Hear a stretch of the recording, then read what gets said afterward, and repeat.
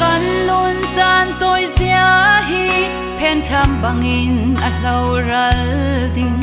ni khat ni a kan lei nun a chem ding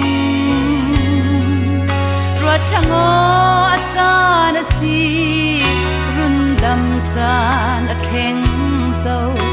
o hi that a tu meng o aba kapa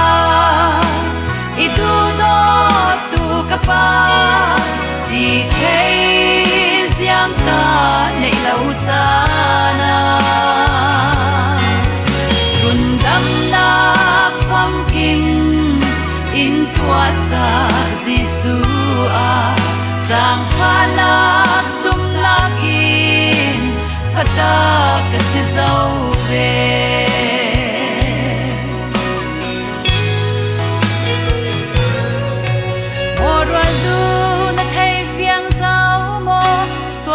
thì ding mi kan si e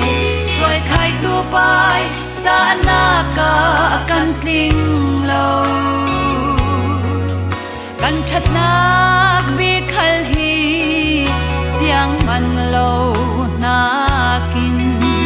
asang run tu kan tru le aba itu do tu kapa di thei siang ka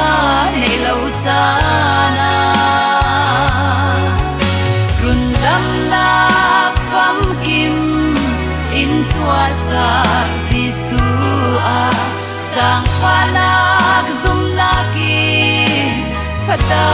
ka si zo le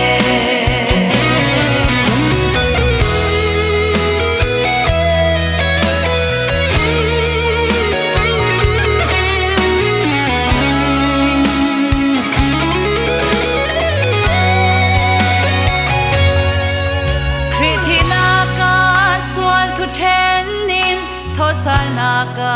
shin thar kan si san khok sang ngi ren le run mi kan si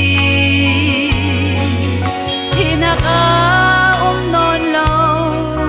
kriya tharau lam mal in so ka then lak ding ka thei ya aba itu do tu kapa di kei siang ka nei lau chana run dam nak pham kim in tua sa Giêsu a sang phanak zum lakin phata ka si zo ve